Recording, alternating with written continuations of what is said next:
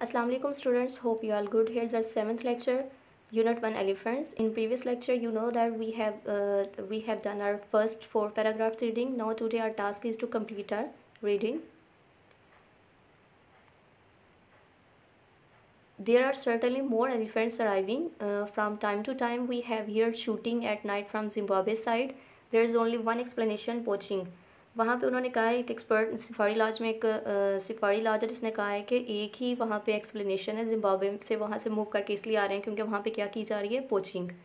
The head of Zambian wildlife authority, जो wildlife authority का जो head है हपेंगा का बेटा, said he had been assured that Zimbabwean wildlife authorities were implementing appropriate wildlife management and providing good leadership in conservation issues। वो क्या कह रहा है कि वो कंजर्वेशन को महफूज करने वाले जो इश्यूज़ हैं उन पे वो गुड लीडरशिप करेंगे। He blame the exodus on drought and overpopulation. उसने क्या इल्ज़ाम लगाया कि जो एग्जॉडस हो रही है, ये जो हिजरत हो रही है, वो किस वजह से हो रही है, पोचिंग की वजह से या ओवर पॉपुलेशन की वजह से हो रही है। He said reports on the internet that up to 80% of Zimbabwe wildlife elephants had been slaughtered। 80% elephants जो से हैं वो स्लॉटर्ड हो चुके हैं, वर विदाउट फाउंडेशन, किसी बुनियाद की बगैर, मतलब उनको किसी वजह के बगैर उनको क्या किया गया, स्लॉटर किया गया, ज़िबा किया गया।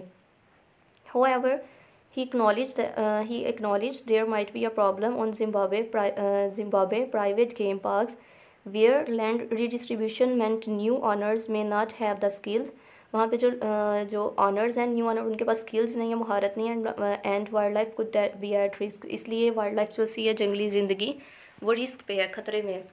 Experts acknowledge that the influx of elephants into the tiny Mosi-Tunia park is presenting a problem for Zambian authorities। वो जो elephants है वो Zambian authority के लिए problem create कर रहे हैं। The park is hemmed in by houses and farms। जो पार्क है उसके इर्द गिर्द क्या है, हाउसेज एंड फार्म्स भी हैं। Small holders have blamed the elephants for damage to fruit trees and property. वो क्या कर रहे हैं, वो उनके फ्रूट ट्रीज़ और प्रॉपर्टी, उनकी जायदाद जो सी है उनको तबाह कर रहे हैं। Elephants come and break down are trees. Elephants आते हैं और हमारे ट्रीज़ क्या करते हैं, तबाह कर देते हैं।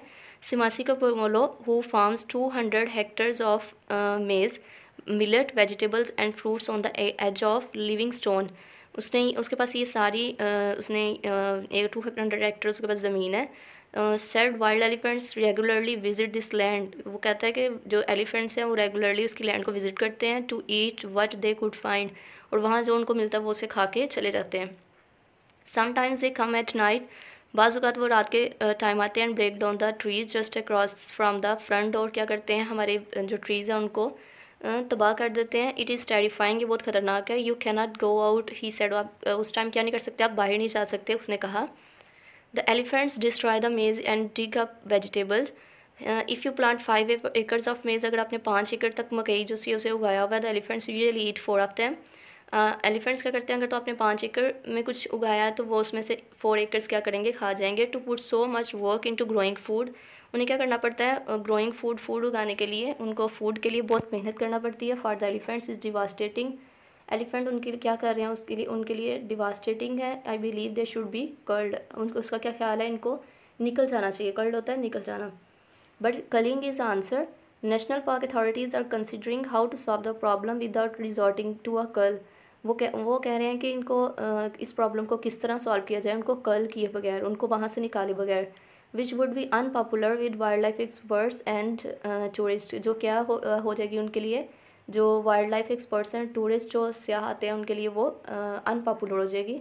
Under present Zambian law elephants can not be shoot. Zambian law में उन्होंने क्या कहा है, एलिफेंट्स से उनको शूट नहीं किया जाएगा। Aldous the government will introduce hunting next year, जब तक गवर्नमेंट क्या करती है, एक नया जो री इंट्रोड्यूस करवाएगी हंटिंग का पैटर्न।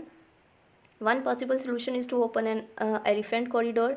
एक सोल्यूशन ये है कि एलिफेंट के लिए एक कॉरिडोर ओपन किया जाए, टू इनकरेज एनिमल्स, और एनिमल्स को इनकरेज किया जाए कि to migrate 124 miles north to a larger national park to at Kafue in national northern Zambia.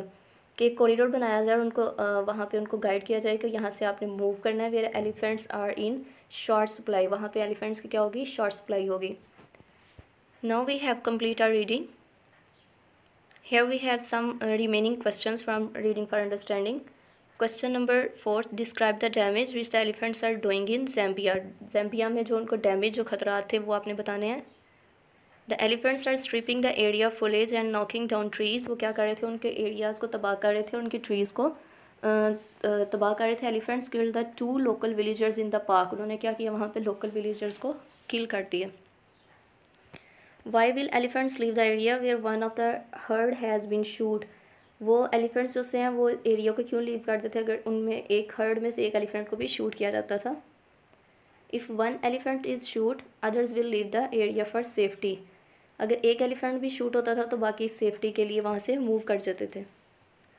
How is lawlessness in Zimbabwe affecting the elephants. Lawlessness Zimbabwe में जो हो रहा था वो किस तरह से अफेक्ट कर रहा था एलिफेंट्स को। Some inexperienced people set snares. जो अनएक्सपीरियंस उन्होंने स्नेयर सेट किए हुए थे जाल for elephants, in which they hunted them for ivory and food. Why does the safari lodge employee think is the explanation for shooting here for Zimbabwe at night. उसने एक explanation दी थी कि ये shooting जो नाइट टाइम में होती है Zimbabwe में, उसके लिए क्या एक्सप्लेनेशन थी। Safari lodge employee thought that there is only one explanation for the shooting here from Zimbabwe at night is poaching, illegal hunting. How does the opinion of the head of the Zimbabwean Wildlife Authority about the elephants exodus differ from the opinion of the Safari Lodge employee? दोनों का opinion जो था वो किस तरह से एक दूसरे से डिफरेंट था। Here we have answer. According to Safari Lodge, employ time to time arriving of elephants in Zimbabwe side is poaching. Zimbabwe side क्या poaching की वजह से आ रहे हैं। While the opinion of Zambian wildlife authorities by implementing appropriate wildlife management and providing good leadership and conservation issues, he blamed the exodus on drought and overpopulation. उसने क्या इल्ज़ाम लगाया कि ये overpopulation की वजह से जो इनकी वो exodus हो रही है। How is Simasiko Pomolo affected by the exodus of elephants from Zimbabwe? Elephants come and break down of trees. He also said, उसने कहा कि एलिफेंट्स आते हैं उनके ट्रीज़ को तबाह करते हैं। द एलिफेंट डिस्ट्रॉय द मेज and dig up vegetables. If you plant 5 acres of मेज दे ईट 4 ऑफ दैम। अगर आप 5 एकड़ तक लगाते हैं तो उसमें से 4 acres वो खा जाते हैं। What problems would be associated with culling the elephants? Last question is कि उनको क्या प्रॉब्लम्स फेस करना पड़नी थी अगर वो कलिंग करते। कलिंग मीन उनको अलग करते। National park authorities are considering how to solve the problems without resorting to cull. वो प्रॉब्लम को सॉल्व कर रहे थे कि अगर उन्होंने कर्ल किए बगैर उन्होंने प्रॉब्लम सॉल्व करनी है, which would be unpopular with wild life experts and tourist. जो क्या हो जाएगी उनके लिए, टूरिस्ट के लिए अनपॉपुलर हो जाएगी और वाइल्ड लाइफ एक्सपर्ट्स के लिए। We have done our first 2 paragraph last 2 paragraphs reading and question answer. Diary is learn question number 4 to 10 by heart. आपने 4 to 10 जो आज हमने क्वेश्चन डिस्कस किया उनको लर्न करना है and right question number 4 to 7 on your notebook. Thank you.